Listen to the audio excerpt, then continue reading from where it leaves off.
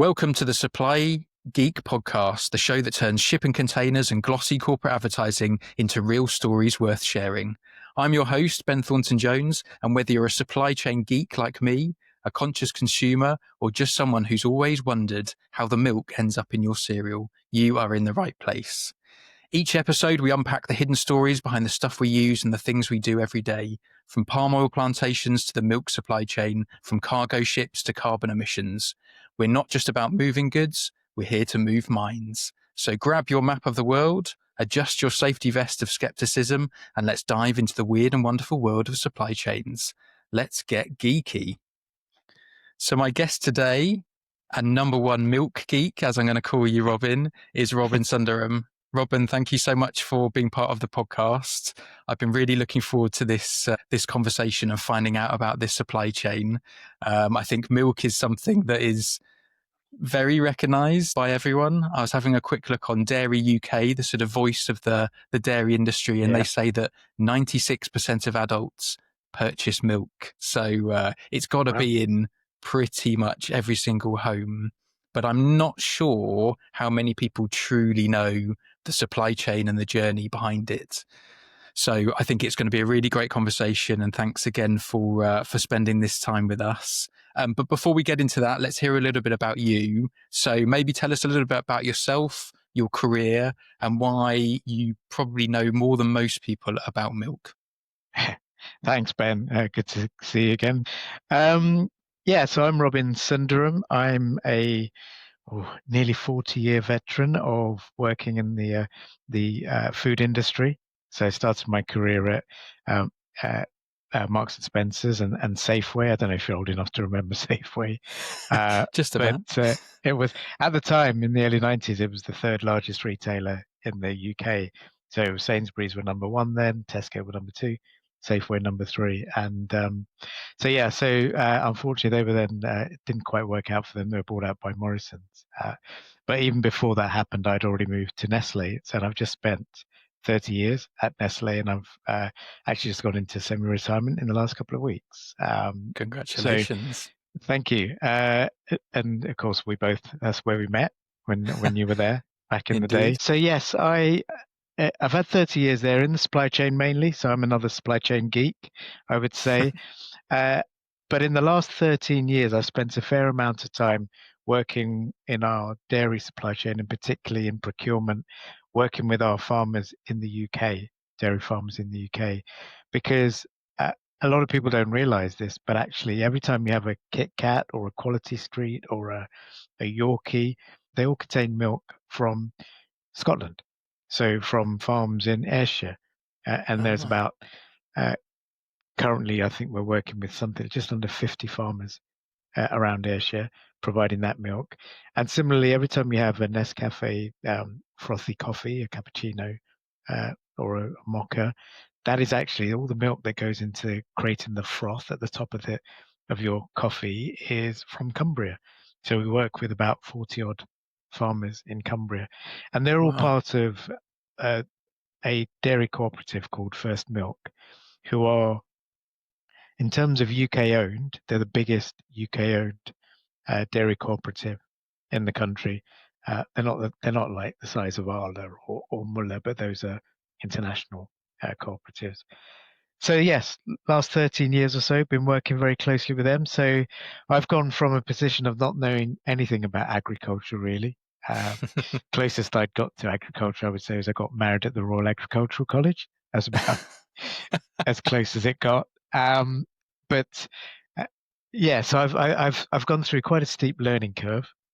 Worked very closely not only with First Milk, but with a lot of, I suppose, industry players within the dairy industry. So hopefully in this chat I'll be able to share a few things about the supply chain, end-to-end supply chain, and hopefully there'll be a few things that people will learn that maybe they haven't necessarily known or heard before. Fantastic. Well, that's our mission. We've got to condense 13 years of knowledge down to the next, 60 minutes or so. So let's see how we get on.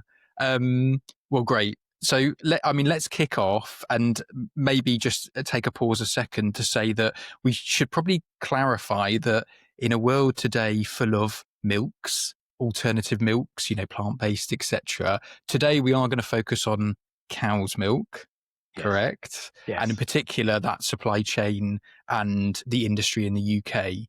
And as we said, milk is such a staple food in many diets and many products. As I said, that statistic from Dairy UK earlier, 96% of adults purchase milk, either in its raw form or converted into an array of products that I think people will understand: butter, cheese, yogurt, things like this. But also, as you just mentioned there from your Nestlé knowledge, great to hear that things like Kit Kat, other products, Quality Street, the frothy coffees that you talked about, they have UK milk within them as a key component. So it's in lots of things that we consume every day. But yeah, the reason I was really excited about the conversation was that I don't think many of those, it's millions of people in this country that are consuming milk and its different products, will really know that supply chain and journey behind it. So I think let's get stuck into the conversation, and maybe, let's get back to basics, and maybe if you can explain how the journey of milk begins at a farm level. All right. Okay. Well, I think the first thing to say really is that you've just touched on it. Milk is is at the heart of lots of different products that you can buy, and so we talk about dairy derivatives. So actually, a lot of the ingredients that go into products that we consume every day are derivatives of cow's milk. So it'll be things like skim milk powder and actually things like whey protein. So in the cheese making process, it's one of the effectively the waste products of the cheese making process is whey. And then you think now, particularly with the big focus on protein and the importance of protein for muscle building and all of that, whey protein powder was always seen as I guess something that those kind of beefy guys consume when they're trying to build their muscles. But actually, it's becoming more prevalent. And then you've got, you touched on it, like not only yogurt, but yogurt drinks. And, and more now you've got kefir based kind of yogurt drinks. And so you're starting to see an increase in that kind of area as well. So, and then so those are those derivatives, and there's lots of there's sodium caseinate, and there's all sorts of things that are derivatives of dairy. And then there's the pure raw milk that you can buy as well. And the UK actually it's not it's actually uncommon when it comes to particularly when you look across Europe, is that there aren't many countries where people buy and consume milk like we do. So you go into any supermarket and there's there'll be an aisle full of whole milk, semi-skim milk in big bottles and whatever. That's actually quite rare when it comes to Europe. So we have a lot of consumption of pure raw milk, unlike, as I said, other areas. So it's a big part of our consumption and our procurement, I suppose, of milk in the UK. But milk itself, there are different elements of the build-up of milk, the different organizations or procurement or buyers are interested in. So milk has fat in it, it has protein in it. And for a company like Nestlé that is buying the milk, what they're actually really interested in is the fat, particularly when it goes towards making our chocolate products, or actually the protein that goes into making the cappuccinos and the frothy coffees. And we actually incentivize our farmers to try and produce milk that has higher levels of fat and protein.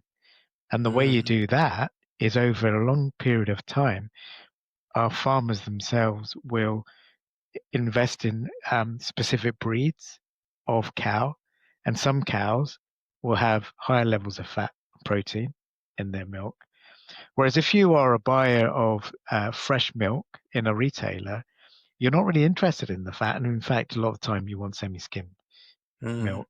And so you're actually, what we call it white water. What's left, we call it white water. And therefore, what you're looking for from your farmers, if you're one of those buyers, is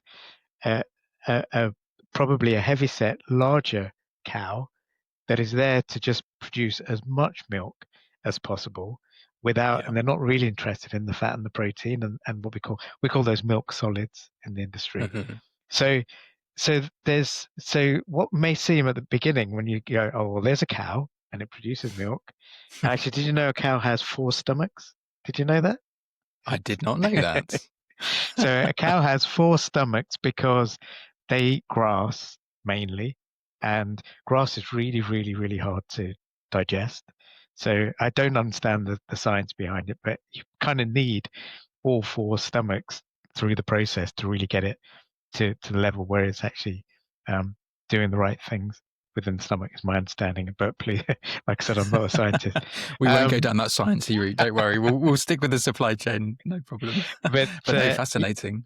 yeah, so as buyers, we're looking for different things, and those cows and the different types of breeds of cows uh, are going to be dependent on, as you as the farmer, if you know who your customer is, you can make Mm, sure that you are breeding appropriately for yeah. that. Yeah, it's so fascinating. I think just that notion that most people, you think of milk and like you say, it's a white liquid, but Yeah, actually you're really digging into the supply chain and the buyers behind it. yeah, One glass of milk can be very different to the next based on its fat level, its protein, and depending on which product or industry it's going to go into. And I think, the other thing, researching for this as well, mind-boggling the kind of numbers of the industry. I mean, it's a huge industry, a huge market, as you said, in the UK. But, looking at government statistics, I've got here that in July 2025, the latest numbers, UK dairies processed almost 1.3 billion litres of milk. yeah, Extrapolate that over a year, that's probably around 15 billion of litres of milk are produced in the UK per year, which is a huge, huge amount. And I know that there's even statistics showing that, the level of input to the UK industry is, I think, over 5-6 billion in terms of productivity right. and revenue from the industry. So really, really huge. But yeah, so fascinating to hear the different areas that it goes into. Maybe now we could start to touch on maybe the farmers in Yeah, particular. It'd be great to understand. Again, got some numbers here of sort of farmers, and something that I noticed. I think there's around 7,000 farmers sort of registered in the UK on the statistics that I saw at the moment. But that's actually been a couple of hundred drop off in the last year. But more alarming, it looks as though that number's reduced by about 1,000 in the last 5 years. So maybe you could touch on, the farmers, their industry, what they're having to work on and deal with as well would be really fascinating. yeah. I mean, dairy was a massive industry back in the day, particularly after the Second World War, and when we were trying to, I suppose, refeed the nation after the war. And so I don't know the exact numbers, but we have seen literally thousands of farms close over the year. Mm. So you said, what was it? What did you say? 1,000 in the last 5 years? Yeah, on the Yeah, registry, a drop in yeah. 1,000 registered farmers of dairy farmers in the last 5 years. A- and it's many more if you extrapolate back further. Mm. Interestingly enough, though, the amount of milk that we're producing has gone up in that time. So so in essence, the cows themselves are producing more than they used to, and Okay. this reflects the fact that we're seeing a shift in the way the farms are made up. So we used to have predominantly what we'd call smallholder farmers, so Hmm. quite small herds, small farms. What we've seen is this consolidation of, um, farmers going out of business, another farmer will buy out, and then now, even more, we're seeing some big big companies coming in and buying huge and starting to produce massive farms, which it's still relatively early days in the UK for that. I would say there are a few of what I call mega farms, but there aren't too Hmm. many. But if you look at countries like China and the US, you've got farms at like 30,000 cows, and I Wow. would say the average in the UK is something like 150 per farm. So Okay. and the average sort of for Nestlé and through First Milk is between 150 to 200 cows. But you've got Mhm. these mega farms, and then what's also happening overseas is in some of these countries as well is that not only have you got 30,000 cows on a farm, but they're never let out of. They're just housed all year round, and they're literally just there to produce milk, and Mhm. that's it. And Mhm. we're lucky in this country that we're not seeing that. We're Yeah. still seeing the smallholder farms, but it is difficult for farmers. Farming in general is a is a difficult industry to be in.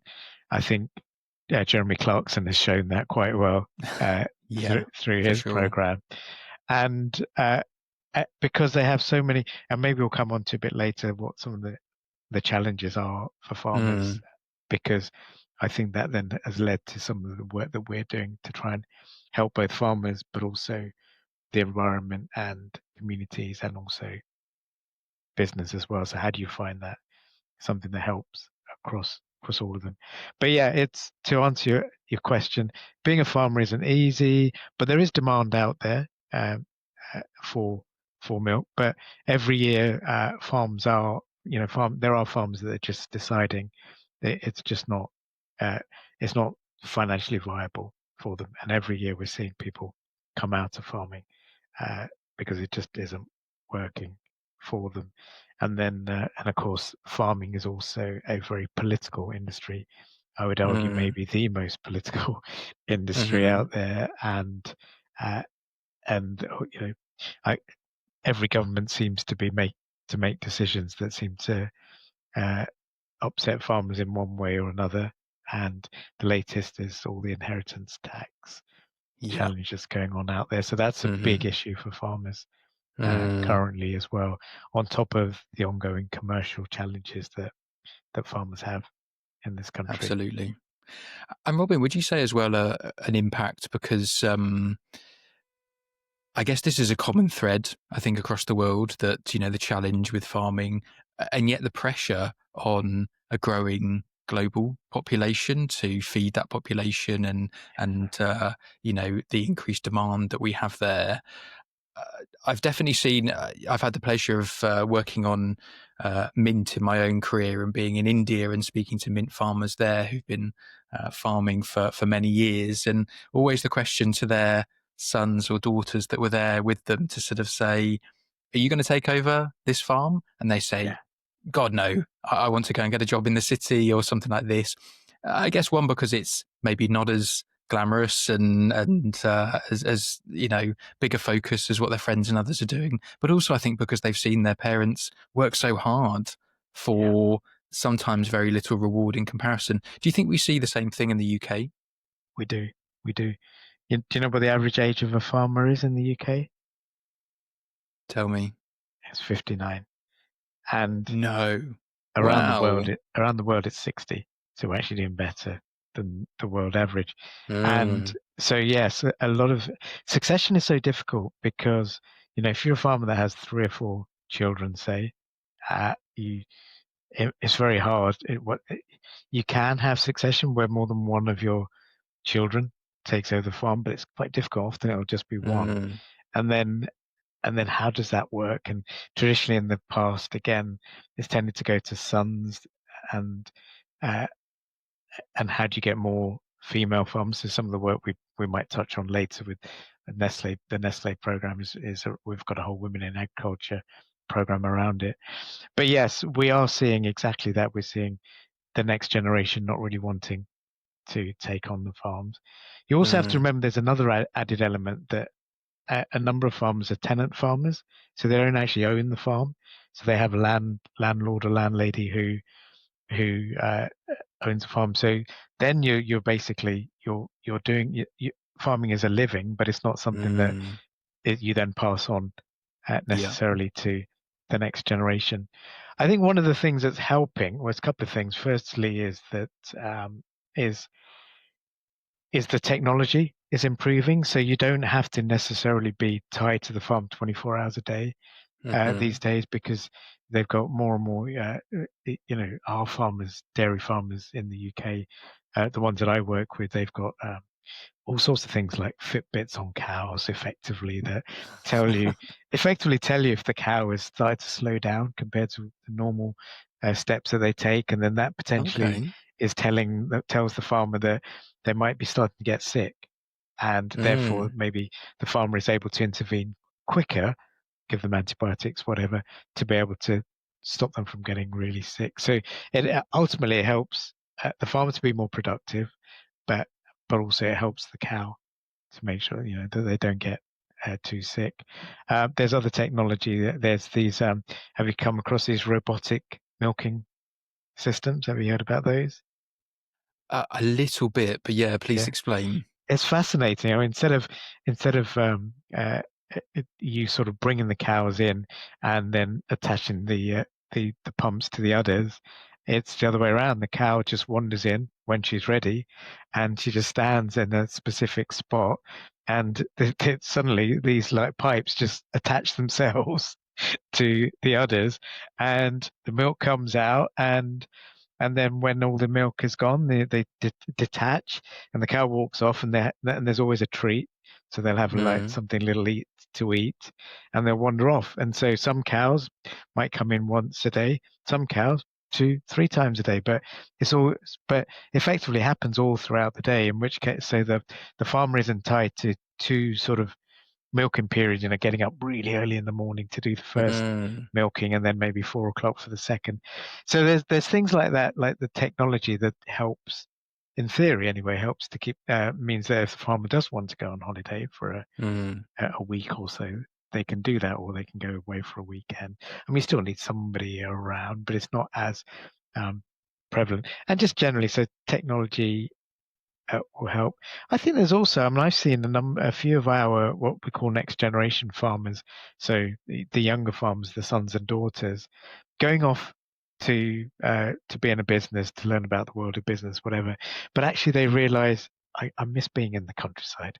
I miss being on Mm. a farm. I miss being, you know, I don't miss the commute and all the rest of it. So the next generation, maybe they won't necessarily come in straight away, but they'll get a bit of experience elsewhere, and then they'll Mm. come into it. I think for me, one of the big misses, and I don't know how you square this circle really, is that you've got traditionally farming is something that you go into because your parents do it. Yeah, or so that's the majority of people in farming. There are some who have an Mm. interest in it, and they'll go to agricultural college, and then they may end up working on a farm, or and then they ultimately maybe end up owning their own farms. But then you've got this great sort of sway. I wouldn't say it's a sway, but you've got a number of young people who are in school who are not particularly academic necessarily. It's just Mm. just not their bag, and effectively they're told they're failing in school when they would may well be perfect for working outside. It may not just be on farms, but even like not even necessarily being a farmer, but farmers, and particularly all around the world now, we need to be planting more trees on our farms. We need to be putting in more Mm. hedgerows. We need to be Mm. rebuilding our stone walls. All of this work that needs to be done, and we haven't got the people to do it. And farmers Yeah. need to farm. And so Mm. there's this big mismatch between people coming out of school effectively with no or very little qualifications and not really wanting it when they could be working on a farm. And then you've got people who are sons and daughters of farmers who don't want to be on farms, who end Yeah. up doing something else. So if there were a way to square the circle there, I'd Mm. love it. Would love it. Yeah. That's so fascinating. You think about the schooling system in this country, and, I don't think there's many career conversations or career fairs that are saying, Yeah, have you thought about farming? I mean, yeah. it's just not a route, is it, that people are It's going into? not. And yet, from a government standpoint, you were saying it's very political. The standard line, which is so true, is farming's so important. We need to, Yeah, grow our own, make our own, yeah, for our own national security. And yet there's no feeding system to get people yeah. into that industry. I think it's a really great thought, and really, really hope it's something that people are starting to think about and focus on, but it will be challenging as well. And it made me think as well, actually touching back on your point around technology. I mean, fascinating to hear that. I had kind of very futuristic thoughts in my head as you were explaining a cow wandering up to a kind of some sort of milking robot that and then getting a treat afterwards. But coming back to the point around maybe a consolidation of these bigger companies, this technology costs money. This is Yes. capital for people that, again, I think is very challenging to find significant amounts of capital to access that technology. So I guess in some ways that technology is maybe at a more elite level for the larger companies that can afford to, spend Yes. that outlay and, amortize that over the next few years to Yes. be, to be able to get the payback. You're right. It is expensive. You do need to invest a fair amount of money. Yeah. And again, we might touch on it, we might come onto it later, but through the Nestlé First Milk program, we've been able to help farmers to do some of that, to invest through our joint partnership. But yeah, you're right. It tends to be the larger farmers that can afford that kind of thing. Yeah, absolutely. Before we move on to the next part, I wanted to throw a few more stats out there for the geeks that hopefully will be listening to this. So we talked a lot about cows. Latest numbers: 1.62 million milking dairy cows in Great Britain. But actually, I recorded this extra quote saying that's the lowest January figure on record when that Right. number came in. So that was as of January 2025. And we talked a little bit about, you mentioned a few geographies in the UK, but, the industry is huge. I guess there's dairies and milk farmers all over the country, but you do have these regional hotspots. So you kind of got the Southwest, Cornwall, Devon, Somerset, those sorts of areas, Wales, Carmarthenshire and Pembrokeshire. In the Northwest, Cheshire, Lancashire, Scotland. Did you mention Ayrshire? Also Yes. Dumfries and Galloway. Yes. And then even in Northern Ireland, if we're talking from a UK point of view, County Tyrone and County Armagh. But of course, milk is produced in other areas, but a huge industry and a huge way of life for people in those areas as well. So, Yeah. really Well, something that needs to be supported, and, alarming to hear about some of these things. Well, I mean, again, I don't know if you already know this, but if you were to draw a vertical line down the center of the UK, effectively, the right-hand side is mainly arable farming, and that's where most of all the wheat and barley and all of that is grown. And on the left-hand side is nearly all dairy, predominantly dairy, and that Yeah. is because the left side of the country gets all the rain, and because we get more rain, we've got more grass. So it's actually ideal for Yeah. dairy farming. So that's the kind of split we get in the UK. Yeah, it's a great way to think about it. And just looking through those ones, I mean, it completely lines up with exactly those areas that I just mentioned. No, it's so, so true. So, Robin, should we talk a little bit about, try and talk through and visualize slightly the milk supply chain? So we talked a lot about, it's a cow on a farm. The milk is extracted from the cow. What's the next step in the supply chain? So so the farmer that produces the milk, and then what you have is you have a system of effectively tankers. You'll have seen milk tankers around the country, and they basically, they pick up, and they'll either for the larger volume farms, it may well be as much as a daily collection. So the milk they'll come around and they'll collect it, and then they'll take it off to wherever it's going. So it might be going direct to a factory, for instance, like one of the Nestlé factories, or it might be taken somewhere where it's pooled with other milk and then delivered, or it might be to a cheese factory, you name it. What we tend to have in the UK is we actually have really good collaboration between the different milk producers. So, you've got Arley, you've got Meadow Foods, you've got Muller, you've got First Milk. And what they'll do is because milk is a relatively cheap product uh, in terms of buying it, you want to try and minimize how much you transport it, because the cost of transport of milk is as a percentage of the overall cost transport is quite high. So Okay. they do what we call swaps. So if I'm just thinking off the top of my head. If, for instance, First Milk have got a Scottish uh, uh, some Scottish milk, and they've got a customer down south, it may not be most effective for them to take that specific milk all the way down. So they'll say to another producer that's further south, "Will you deliver on our behalf?" And then and and and consequently, we'll do the same. We'll deliver to your Ah, customer up north.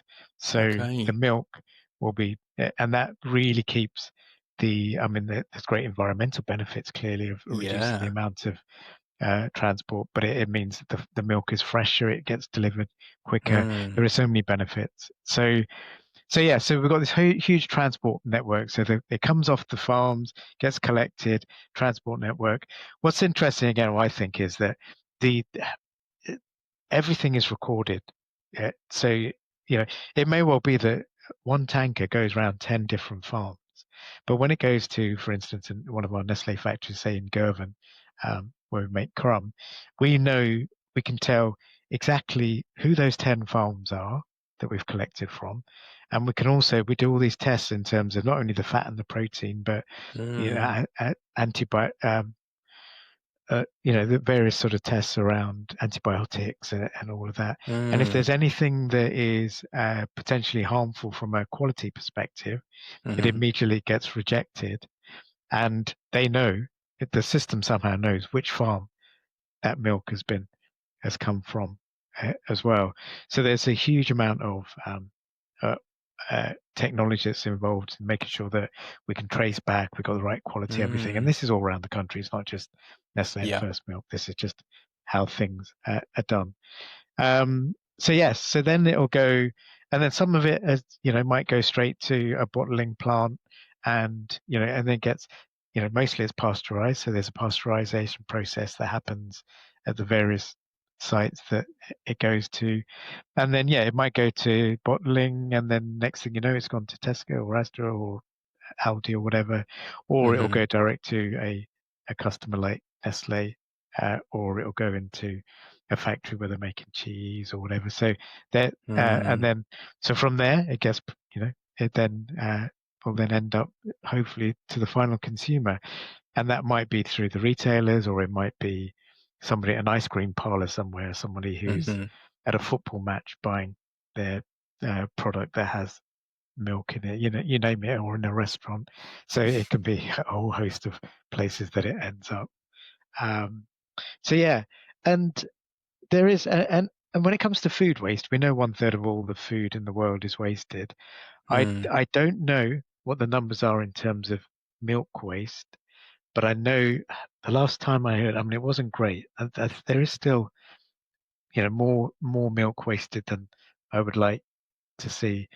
And actually, one of the reasons it can be that you mentioned how much is produced every year, mm, but sometimes it's just more produced than there is demand, and then you've got to try and find customers that will take it, yeah.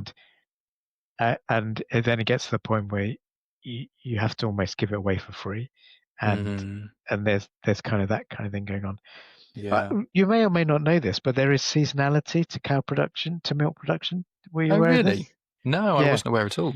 Yeah. So every year the cows go through what's called the flush, and it'll be sort of May, June, July time, or early, sort of actually sort of April, May, June, when they produce more milk, and then it sort of tails off for a few months, and so you get this graph, you get the seasonality every year Mm, around.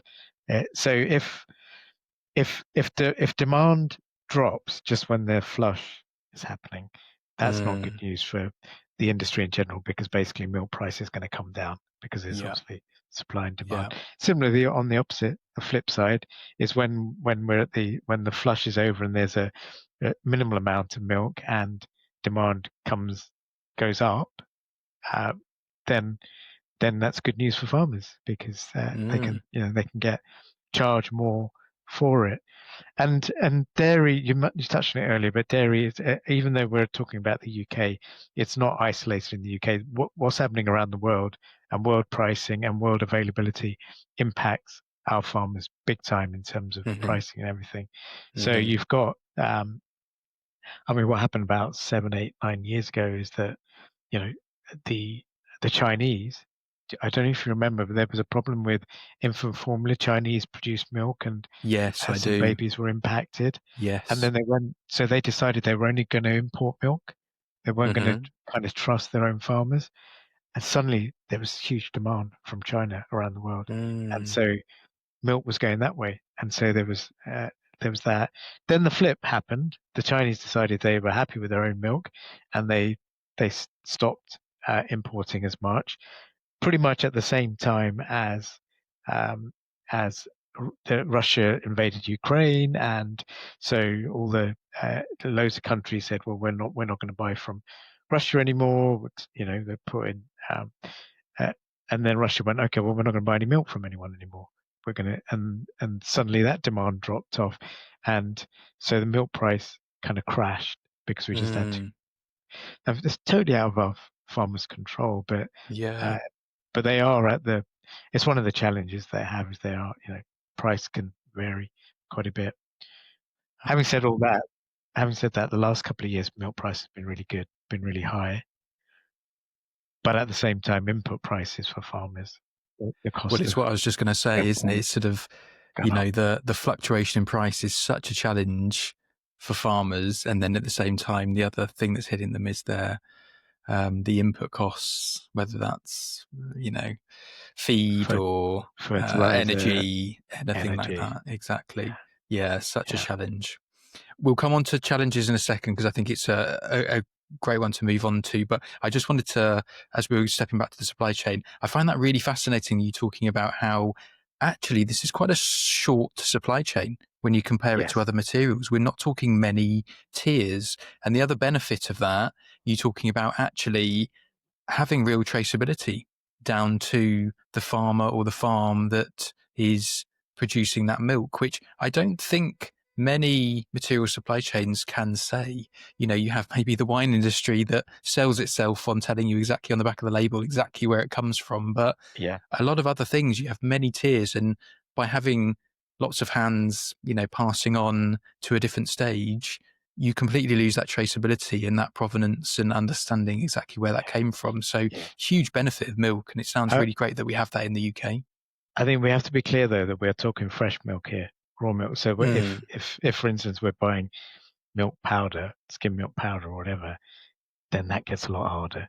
We don't right. necessarily, because we're just buying it from a third party. They don't And it's necessarily know mixed. which, and it's Yeah. mixed and all the rest. Yeah. So I would say roughly, I think something like 50% of the milk sold in the UK is kind of fresh, fresh milk, Hmm. whatever. So full traceability, I would, but the rest, it's more of a challenge. Yeah. Yeah. No, super interesting. Fascinating. We started to touch on some of the challenges there. I think we should, really double down on this because there are a lot. It'd be great to hear from your side. Let's start with let's actually start with challenges on just producing milk. I guess maybe from a environmental side, all of these other aspects. It'd be great to hear from you what those are, and then perhaps we can move on to talking about some more challenges that farmers are feeling to be able to produce milk. Yeah, yeah.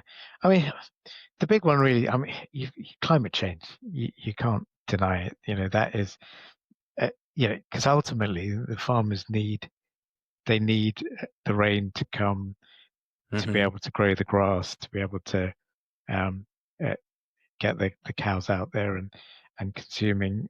And if they go a long time without any rain, which we're seeing more and more sort of droughts, it has an impact. Similarly, during it tends to be especially for our cows further up north. Uh, you know, you we want to maximize the amount of time they're outside eating the Hmm. grass, uh, because if they're not out and about, then the farmers have to have silage and everything, and they have to buy imported uh, feed as well. which is usually soy based, which then of course isn't coming from the UK, and there's a whole host of challenges around that. Mm-hmm. So in an ideal world, the cows will be out as much as possible, and inside as little as possible, so just maybe a couple of months in the winter. But you need to have enough rain for the grass to grow, but not so much rain that you can't go out there and do your bit in terms of the silage and bring it in, all of that. So climate is one of the challenges. I mean, I'm going to jump around a little bit here as the idea as it comes to me, but I would say there has been a bit of a negative perception of farming in some quarters Mm-hmm. in the UK, and farmers having a negative impact particularly from an environmental perspective, Mm. and of course there's the vegan lobby and everything, particularly when it comes Yeah. to dairy. Mm-hmm. So that's a bit of a challenge to farmers. We've already talked about milk prices, because it really does. It can fluctuate, and the way it works in the industry is some farmers are having to agree pricing down to every month, whatever their buyer wants to pay for it. Uh, Mm-hmm. some have longer term contracts where you'll agree a price over a number of months. Where at Nestlé, we got at one point we were agreeing every 6 months to give a bit of certainty to the Yeah, farmers. that Uh, stability. Great. and that stability. But actually, in the end, it was the farmers themselves that said, actually, that's too much stability in the sense that they couldn't make the most of when the price was going up quickly enough. So Okay. we ended up on the 3 months as a place to be. But it's just yeah, with pricing is definitely uh, a challenge, and then of course the costs. Mm. We've talked about it. The input costs have seen significant increase as well. Then, from an environmental perspective, the government before Brexit, we had the Common Agricultural Practice, the CAP, and we had the subsidies that came back. As a Mm-hmm. country, we used to get 2.4 billion a year back from the CAP that was then uh, went out to farmers, given out to farmers. That is Mm-hmm. no longer there. So the government came up with the SFI, the Sustainable Farming uh, initiative. I can't remember exactly, but then it was kind of pulled, and then it's been brought back. Anyway, what it's resulted in is a real uncertainty for farmers in terms of what they can get from the government for implementing Mm. specific practices on farm as well. We already touched on the inheritance tax. That's a challenge. Uh, Mm-hmm. for farmers. So there's a number of things. Succession in general, we've already touched on as well. So we kind of touched on uh, a few of these things. So there's a Mm. number of different things happening that cut right across. When we talk about sustainability, we talk about environmental, social, and economic, and Yeah. really they cut across all three of those areas of sustainability. Wow, it really does. Yeah, I mean, when you start to go through them, it's a real challenge. And, what I reflect on is the sort of negatively dynamic nature of all of those challenges. It's the uncertainty of price, whether it's input costs or the price that you're going to get for milk based on demand, which of course is going to happen in any industry, but the level that they've seen. Then you touched on Brexit there and other Yeah, government subsidies and changes there, the weather changing, not guaranteeing the grass to grow, as well as lots of other things. It's a really challenging environment, and it sounds as though it really is for milk farmers in general. So yeah, great to hear, and great to really understand that, and I think great for people to hear that, and hopefully next time they're having a product that contains or is predominantly milk, they'll have a newfound appreciation in the UK of what it took to get that to yeah, their yeah. table and to their product. Robin, you've obviously mentioned it a fair few times, your work at Nestlé and the program with First Milk. What we always want to do in this podcast series when we're talking about the different materials, leave people with a bit of positivity. Not that we have had a very negative conversation, but Yeah, I think on most materials, we're going to talk about lots of challenges that go into it. But, yeah, I think, I've heard a bit about this program when I worked with you and also from what I've read as well. But maybe you could talk about that because it's great to highlight what I think is a kind of lighthouse program to leave people to understand that, there is a better way of doing things and yeah, initiatives that, in this case, a large company like Nestlé, but others can do to really support UK milk farmers and the different steps and the different achievements that have been made through the many years, I believe it is now, that partnership has been there. yeah, yeah, definitely. Well, we've been working with First Milk for 21 years now, so it's a long-term partnership. When I came on board 13 years ago, so we'd already had a fair number of years working with them. What was I kind of just stopped and I kind of said, so at the time it was a very tactical relationship. So we were agreeing the price every month, and then they would deliver to two factories, one in Girvan in Scotland, which produces chocolate crumb, and then the one in Dalston in Cumbria for the Nescafe products. But we didn't. So we agreeing the price every month, and we didn't really. You would just place the orders, and milk would arrive, and that would be it.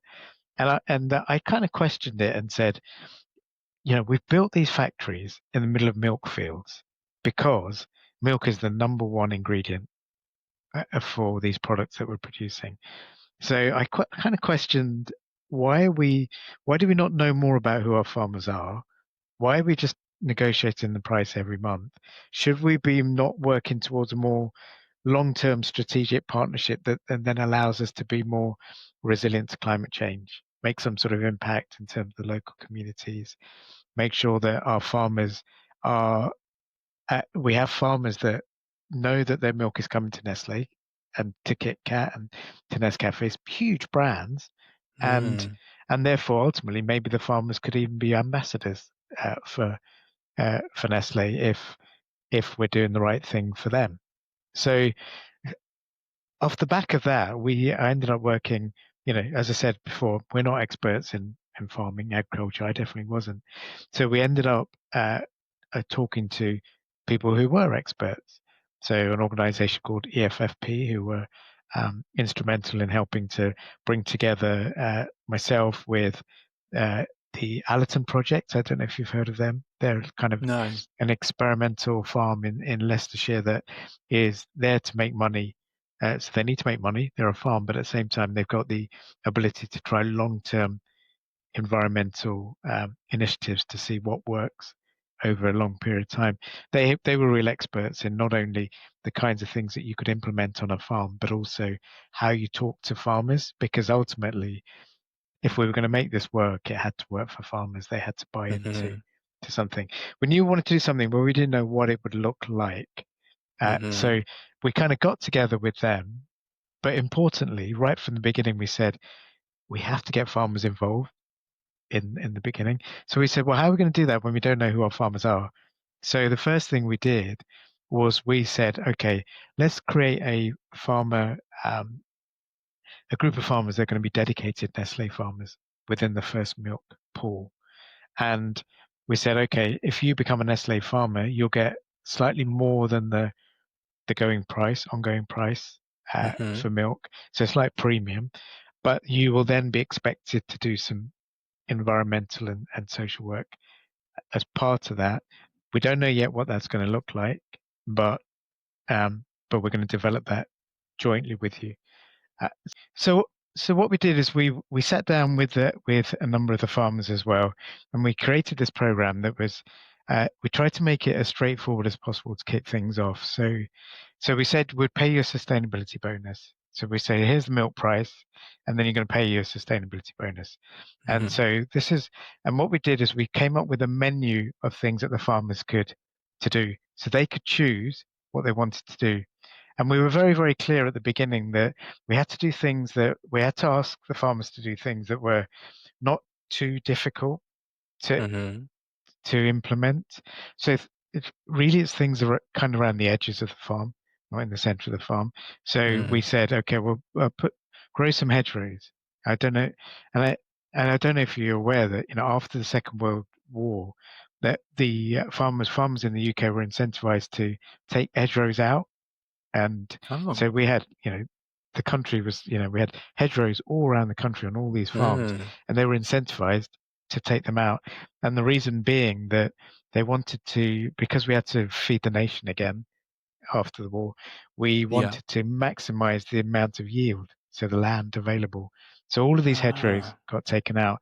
It was a hmm decision, but at the time it wasn't. No one really thought about the impact, environmental impact of not only the birds and the wildlife, but and the CO2 that naturally comes from hedgerows, and the wind breaking the mm, hedgerows, all of these benefits that hedgerows have. So they could plant hedgerows or fix hedgerows that were maybe not what they were, rebuild stone walls, particularly around Cumbria. I mean, dry stone walls are a real feature of um, the countryside, really lovely old feature, but actually also really good benefits in terms of wind erosion, hmm helping support. There's loads of biodiversity that like to be around these stone walls, or it's mm, just plant trees. It was another one, but we also brought in that social element. It's like lots of school children do not ever get out on a farm. They've got no idea, where their food comes from or anything. yeah. So we incentivize farmers to take, have visits from school children. And Mm, I'll tell you a funny story there. We got one of our farmers in Scotland we gave them a small amount of money to build a viewing parlour above the milking parlour. So we had a big glass. You can look down on the cows being milked. And on the other three, so you had big glass wall. On the other three walls, we had the story of how their milk goes into Kit Kat, and it was really good. They had loads of visitors, but one of the kids said to the farmer, "It goes, okay, so which of those cows has the milk that goes into an orange Kit Kat?" Which one is the So, orange flavored cow? orange flavored cow.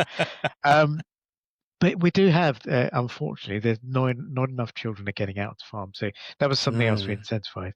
So that was the first thing. Then we said to the farmers, well, you choose what you want to do. And we had a point system that said, okay, the larger the farm, the more points you had to get. But so, for instance, if you had to get 1,000 points, and would say, okay, well, you get 500 points for planting trees and maybe 400 points for school visits or whatever. So you work out what you want to do. That's first thing.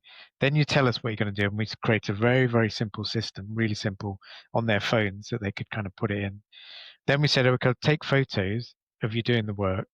So, for instance, planting trees, you take a photo of the land before you've planted, take a photo of you doing the work, and then take a photo of you finishing, mm, having done it. And the reason we did that is that the feedback from farmers is the government incentive schemes were so bureaucratic, so mm, complicated. You had to jump through mm. hoops to prove that you've done this. We'd basically just said, look, if you send us the photos, you'll get paid. Simple as Yeah, that. yeah. And That's the proof. that's what we did. So that really landed very well with our farmers because they were able to do what they wanted to do. It was very clear what they would get from it, and we paid them on time every single time. And then over the years, that started to really build that trust and that rapport with the farmers. And I personally made an effort to go out onto farms, meet farmers. Over the years, I've got it's really nice actually. You get to know the children, and then when they've grown up and where they've taken over the farm, that kind of thing. Then what has really allowed us to so that those were the early days. What's I think the game changer now. And the reason why the milk plan, Nestle milk plan, is really, I think, a lot of people admire, is because we've taken we've taken it to the center of the farm now. So we've basically gone back to farmers and said, right, we need to, if we're going to make a fundamental shift in terms of the environmental impact of our Hmm farmers and the social impact, particularly the environmental impact, we need we need you to do really step up your game. So we need you to do things like rotational grazing. So hmm this is what that's about, is it's trying to mimic what happens in nature. So if you think about the bison in North America or the wildebeest in Africa, they migrate. Over Mhm. the years, they used to go from one place to the next. They would eat everything they could, but then they wouldn't return to that same piece of land Yeah. until that land is basically rejuvenated or regenerated. What our farmers have been doing, and a lot of dairy farmers, is that they would just, when the cows came out after winter, they'd just go out and they'd literally go anywhere they wanted and they'll just Mm. eat anything. What they do now is we've incentivized our farmers to effectively uh, zone the land into parcels, and you let the cows into one piece of land, let them eat as much as they can for a day or so, and then you move them out into the next piece, and then they can't go back for at least 21 days. That gives chance for the grass to grow back. Yep. Mm. And then that has benefits, well, a number of different benefits. One of them being obviously CO2, because good old, the grass is back, and then that means that you're absorbing more oxygen. But it's also really good for the biodiversity below ground as well. Mm. So that's one of the things that we've asked them to do. The second was to grow as many diverse cover crops as possible. So not leave any land bare. So try and then what that has a multitude of benefits. Again, not only carbon benefits, but biodiversity benefits, and uh, and also water and water filtration thing. One thing you might have noticed when you go around the country, particularly when you look at arable farming, is that you see all these muddy fields. And Mm. what we've been doing is, because of all the big tractors we use and all of those, is we've compacting the soil so much that we are that when it rains, and we're seeing more and more rain and more droughts, really heavy rains, instead of the water filtering into the ground, it runs off into the rivers, takes all the topsoil with it. The topsoil Mhm. is the nutritious soil that we need, and taking all the nitrogen from the nitrogen fertilizer, all the phosphates, and polluting our waterways. And what you can do when you're planting cover crops is that you've got lots of different rooting lengths of the different crops that you're planting, and so when the rains come, instead of washing away, the water gets filtered through Mhm. all of the and then when the droughts come, which we do get, the Yeah. water's already in the ground. Yeah, so the ground Mm. stays fertile. So we encourage the cover crops. We do things like we're asking them to not buy an imported feed that's soy based, but also just to try and have as feed as much feed grass grown as possible. So really accelerating the growth of grass, which then Mm. links to trying to get them to reduce the amount of fertilizer that they use, because it's nitrogen based. And these, Yeah. some of the nitrogen, I don't know how the science works, but some of the greenhouse gases, it's only a small percentage, but it's nitrous oxide. So Mhm. it's a kind of it's a byproduct of the nitrogen fertilizer process that we have. But nitrous oxide is something like 230 times more potent than carbon. Wow. 230. Yeah. Yeah. So it's so if you can absolutely minimize that process, so that means minimizing how much nitrogen fertilizer you use. And for Mm. dairy farms, as far as I'm concerned, you've got no excuse not to be using fertilizer all the time, because your cows are producing that fertilizer, natural Yeah. fertilizer. Yeah. But you have got an excuse. There's various reasons why they're not able to do it. So we're encouraging that. And then pesticides, herbicides, all of that kind of thing. We're encouraging them Mm. to reduce the amount of that, doing that. But if you think about it, what we're asking now is we're fundamentally asking them how to change how they farm. Yeah. So the way I look at it is like when I go back to 30 years when I started Nestle, or 38 years when I started working, we didn't have laptops, we didn't have computers, we didn't have mobile phones.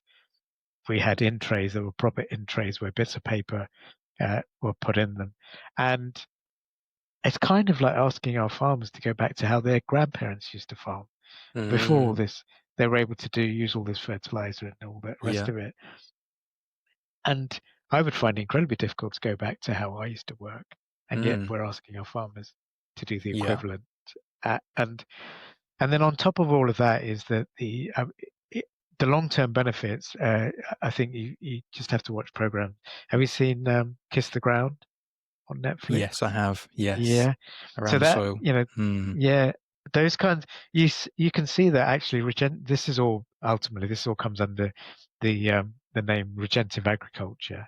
And Yeah. ultimately regenerative agriculture has long-term benefits from sustainability perspective, resilience to climate change, biodiversity benefits, water benefits, huge amount of benefits. But in the first couple of years, farmers will see a drop in yield. That's what you tend to see happen.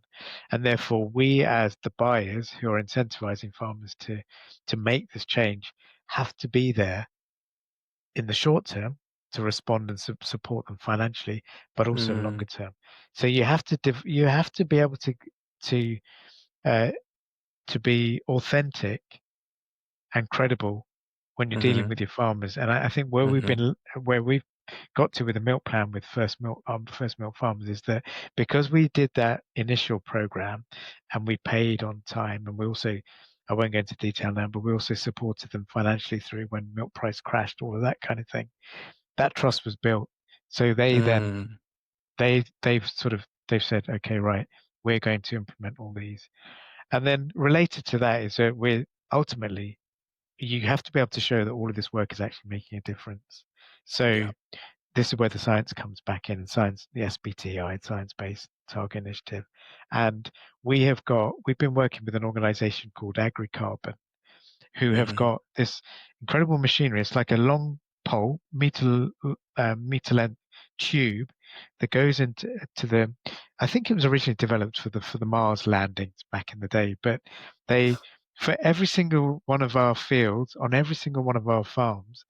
About 4 years ago, we went round and we got soil samples at three different levels, um, at, at down to a meter, and therefore from that sampling we know how much organic matter, how much carbon is on every field and every farm at different levels, which means that when we go back next year, 5 years on, because it's quite an expensive process, you can't do it every year, unfortunately.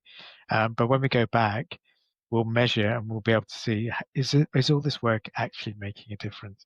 We believe it Mm. is, and Yeah. and these programs in other countries, when it's been tried, have shown benefits. But you know, you can get, because of weather, soil, all sorts of reasons, even two fields next to each other can be very different. And so when you're talking across counties and you're talking across countries, you're talking so much variability. So we will see, but we believe it's the most extensive database that any dairy business has around the, how much carbon we've got. Mhm. Um, so so yes, that program is up and running. Is working really well, uh, yeah, and but we will. I'm really interested to see where that goes, Yeah, well, where it takes us. I mean, it sounds like, you know, over the years that you've been working on it, you've been pretty instrumental as long as, along with a lot of other people, I'm sure, but it sounds as though it's making real fantastic benefits and, things like you say around the benefits it can have to the environment.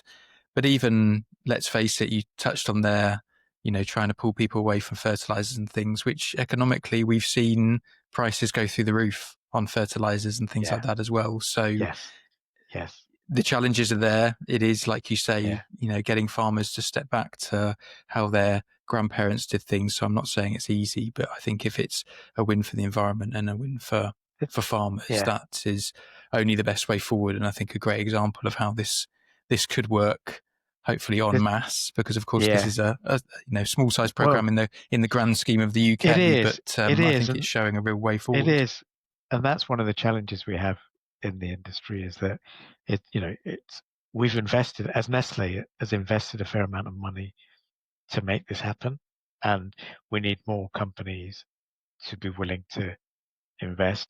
And I Mm, personally think it's the right thing anyway, because from a long-term resiliency perspective of supply, uh, mm, companies are going to be potentially shooting themselves in the foot if they yeah. don't invest in these kinds of programs. Just very quickly, I imagine there might be people listening and thinking, well, what about methane? Yeah, cows produce Yes. methane through Yes. burping. Mm-hmm. And I think the thing here is that, yeah, methane is an issue. It's something like 80 times more potent than carbon dioxide. But there's a couple of things. Firstly, is that methane doesn't stay in the atmosphere very long. It's something like 10 years or so. Mm-hmm. And we've already said the number of cows has been declining and has been declining. Mm-hmm. So we're going to see less methane produced from the cows as we move forward. But the other thing is not all methane is created equally. And what happens is people equate the methane that comes from the oil and gas industry, which is extracted from under the ground, which is just bad. It's just pure bad, Mm-hmm. Mm-hmm. with methane that's from livestock, which is part of this ecosystem that's been around for millions of years. I've talked about the bison in North America and whatever. This is Mm-hmm. no different, where it's we don't they don't people at the moment, the calculations don't incorporate the fact that all of the benefits of the fertilizer, the dung for dung beetles and for worms and all the there is all the biodiversity below ground. And people don't realize there's twice as much biodiversity below ground as there is above ground. And Mm. what the livestock, what the process achieves through livestock and manure and everything, is that we are helping all of this biodiversity, which then allows us to produce the soil that we need to produce the food that we need to be able to feed the nation. And therefore, yes, methane is a byproduct of that industry, but actually, if you incorporate it within the overall ecosystem, uh, Mm. then it's uh, it's nowhere near as bad as the methane that comes out of the ground through oil and gas, and yet everybody talks about it as one thing. Mm. So I think we I have to think be it's a great thing careful. to pick up on. Yeah, I think it's a great one because, like you say, it's sort of we've talked so much about cows, and I think that is the general thing that people hear. But yeah, great to really explain that to people so that they really understand the difference between the different levels and how it is a cyclical process and something that's been going on for a while. I have a saying. I say it's not the cow, it's the how. I love it. It's not the cow, it's the how. Well, that definitely sums it up. That definitely sums it up. Robin, this has been a fantastic conversation. Great to finish on that first milk program. As I said at the start, and as you know, the ethos of this podcast series is to speak to geeks like yourself in different areas, and for people to come to this and find out more behind their foods and things that touch their lives. And it was really special to hear a few moments ago you even talk about the first milk program and having school kids going onto farms. I think that totally aligns with really getting people to see where their food comes from. So that was very, very special to hear, and I hope my son at some point goes onto a Yeah. first milk farm as well, because I know that he would absolutely love it. But it's been a fantastic conversation. I thank you so much for your time. And yeah, just wishing you very well for your semi-retirement at the moment. And I guess final thing to Yeah. say is to wish you a happy birthday next month, because one additional quirk is that we share a birthday. We do So indeed. I'll be thinking of you on that Just day when I'm blowing out the candles, that yeah. you might be just across the coast from me, doing the very same thing. Yeah. Although I have a feeling that I was probably already in university by the time you were actually born on my birthday. Potentially, but let's not go into that. Robin, thank All you right, so thanks, much for Ben. the It's time. been a lot of fun. No problem. All right, All take right, care. Speak again soon. cheers. All right, Thanks. Bye bye. bye.